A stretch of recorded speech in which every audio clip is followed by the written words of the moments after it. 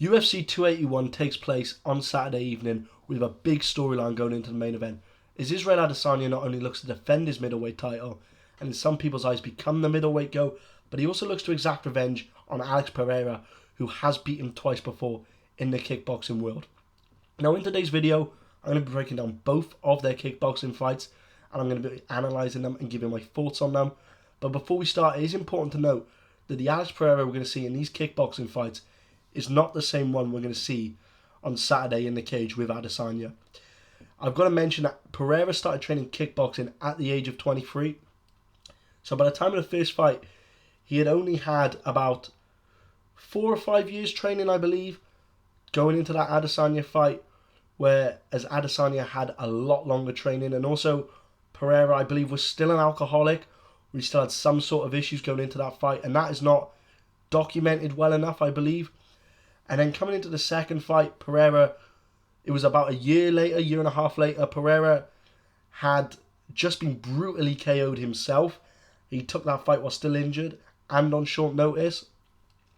But I think it's important that we mention those factors before we take a look at both these videos, or both these fights, sorry. But nonetheless, let's get straight into them. So before we even start breaking down the fight, I think it's worth mentioning as well that at this point Pereira had only 20 pro kickboxing fights to his name, whereas Adesanya had over 80, which I think is even insane to think about. But moving on to the fight, early on, Adesanya does slip, and I thought maybe this could sway the judges, but I also thought it was pretty obvious to me that it was a slip, so surely it's obvious to the judges. But Adesanya, not in just this round, but throughout the whole fight, Adesanya was pushing more of a pace. He was landing a lot more. He was landing a lot cleaner, in my opinion. He was landing more combos. So you can see how good of a striker Adesanya. I mean, like I said, he had over 80 kickboxing fights at this point. And then you can see in round one, early on, that Alex is trying to land that left hook that he always goes for, even today. And he does throw a lot more bombs and combos here, in my opinion, but he doesn't really connect much. He does land once or twice, but they weren't the cleanest of strikes. And obviously, when he landed clean, we'll see what happened in the second fight. But at the end of the round, Pereira does back Izzy up into the corner, but he wasn't able to do much. Izzy got away quite easily, and that was right at the end of the round anyway. But we've seen in this first round, and throughout the whole fight, like I said with the striking, Adesanya is showing that great head movement throughout that he shows still to this day. It is like he fights in the Matrix. But moving on to round two, Adesanya does slip again. This time it was very obvious it was a slip. He went for a spin kick and he just slipped. And I'm pretty sure Pereira had attempted a spin kick just before this as well, but he didn't slip. And then Alex is controlling the earlier parts of the round, landing, but Adesanya seems unfazed. I think it was the second round even. He tapped his chin. He was like, come on, hit me harder, hit me harder.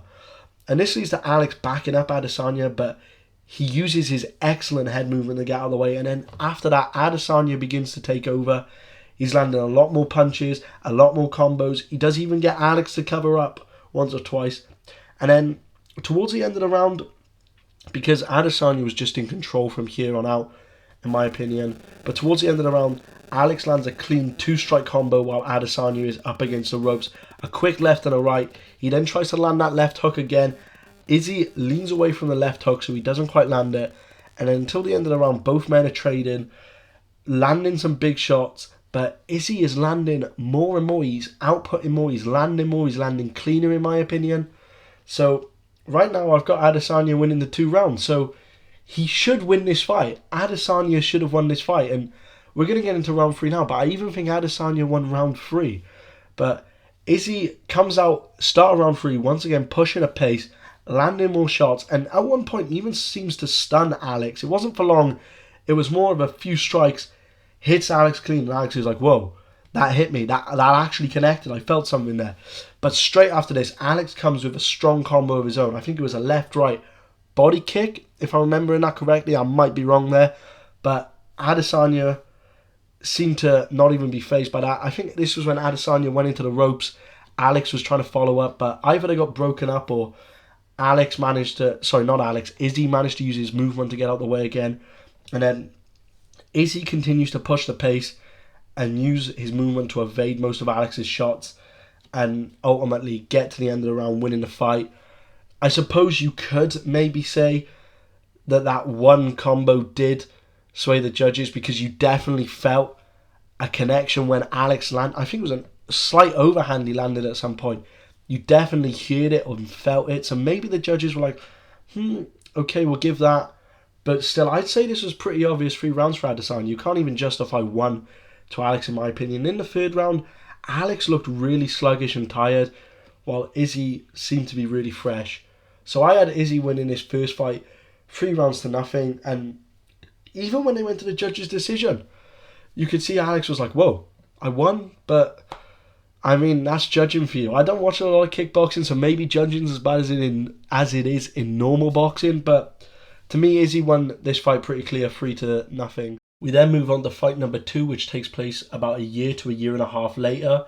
This is, of course, the one where Pereira was already injured, coming off a brutal KO loss himself, and was taking a fight on short notice. And in round 1, he does come out a lot more aggressive than the first fight and a lot more evenly matched to Izzy. And I believe that's because he's picked up more experience. But it's quite similar to their first fight, where they're both just feeling each other out. They're both, trading shots. Izzy's pushing more of a tempo. He's looking sharp with his head movement. So therefore, it's a pretty close round, but I'd edge it to Izzy. And then round 2, Adesanya starts with a strong pace. He's pushing more of a stronger pace, but he's staying patient, and Alex is still the one chasing the fight. And then halfway through round 2, Izzy backs Pereira up into a corner and unloads on him. He's hurting him bad. They move over to the ropes and the ref breaks up the exchange. But as soon as the ref allows them to fight, Izzy is straight back on him. He is straight back to the hunt on an already hurt Alex, who at this point isn't throwing anything back. The ref then breaks up the exchange. He gives Alex a standing count, which reaches 8 before Alex is ready to fight again. And of course, if this is in the octagon on Saturday and this happens, Pereira's not going to have a standing count. He is going to have to either fight back, or he is going to go up to that cage or drop to the canvas, and Izzy's going to be able to follow up and TKO him. But then, of course, Alex, for the rest of the round, he remains groggy, he remains stunned. So round 3, Izzy comes out strong. He's probably trying to capitalise on Alex, who he thinks is hurt, but Alex was bouncing about. He's presumably recovered and he's ready to go for it. And this, of course, leads to the KO punch, which everybody remembers.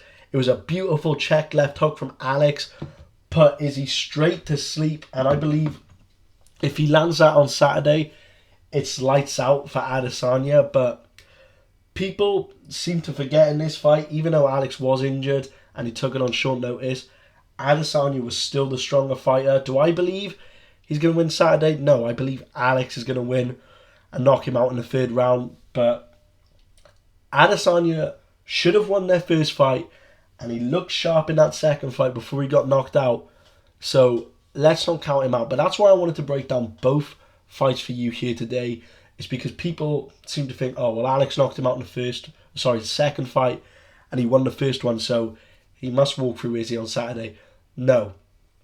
It's going to be a lot closer than people think, but also Pereira's evolved, so maybe I'm looking too into this. Maybe he will walk through him, but obviously we won't know until the octagon is closed on Saturday. But hopefully you've enjoyed listening to me break down both of these fights. I'll be here tomorrow for live reactions, so stay tuned. We're going to start about 10:45 and we'll be going from the early prelims until the main card. But until then, protect yourself at all times, and I'll see you in the next one.